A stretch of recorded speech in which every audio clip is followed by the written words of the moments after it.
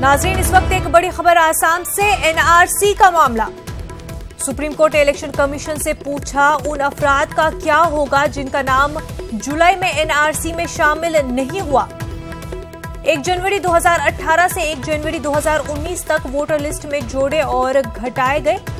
अगली समाअत 27 मार्च को होगी। नाज़रीन, आपको बता दें, पूरा मामला एनआरसी का है। सुप्रीम कोर्ट ने इलेक्शन कमीशन से पूछा है कि उन अफराद का क्या होगा जिनका नाम जुलाई में एनआरसी में शामिल नहीं हुआ था। 1 जनवरी 2018 से 1 जनवरी 2019 तक वोटर लिस्ट में जोड़े और घटाए गए थे।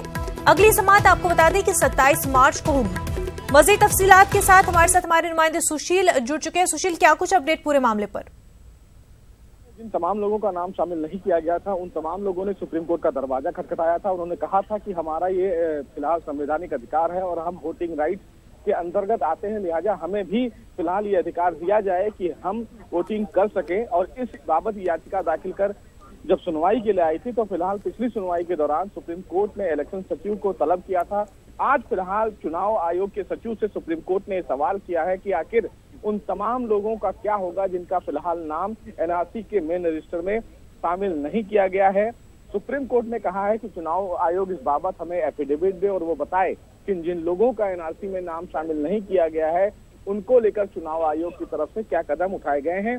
2 हफ्ते के अंदर इस पूरे मामले में चुनाव आयोग को अपना जवाब सुप्रीम कोर्ट में दाखिल करना है। 27 मार्च को सुप्रीम कोर्ट दोबारा इस पूरे मामले की सुनवाई करेगा। जी मुनज़्ज़ा। जी बिल्कुल सुशील, और जैसा कि पहले से ही इस पूरे मामले को लेकर हंगामा बरपा है और अब जबकि इलेक्शन सामने आ चुके हैं, तो वो जो लोग है ही नहीं एनसीआर की लिस्ट में शामिल, तो उनको लेकर के उनके जो वोटिंग का अधिकार है, तो क्या वो वैसे का वैसा ही रहेगा या फिर उनको वो अधिकार नहीं मिल पाएगा? तो जो इलेक्शन कमीशन है, उनकी जानिब से कोई बयान इस पूरे मामले पर अभी तक सामने आ पाया है?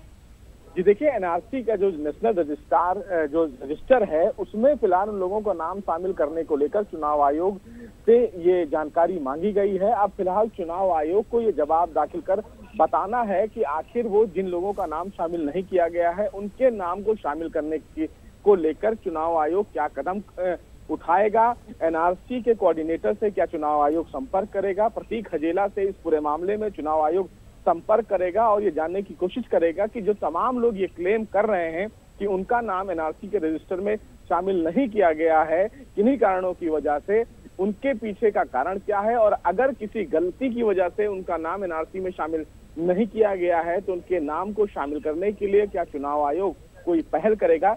ये तमाम जानकारी हलफनामे के जरिए चुनाव आयोग को सुप्रीम कोर्ट में दाखिल करना है। लेकिन सुप्रीम कोर्ट की तरफ से चुनाव आयोग को लेकर एक बड़ा सवाल किया गया है कि आखिर जिन तमाम लोगों का नाम शामिल नहीं किया गया है, उनको लेकर चुनाव आयोग की तरफ से क्या कदम उठाया गया है। ये जानकारी फिलहाल चुनाव आयोग को सुप्रीम कोर्ट में दाखिल करना है।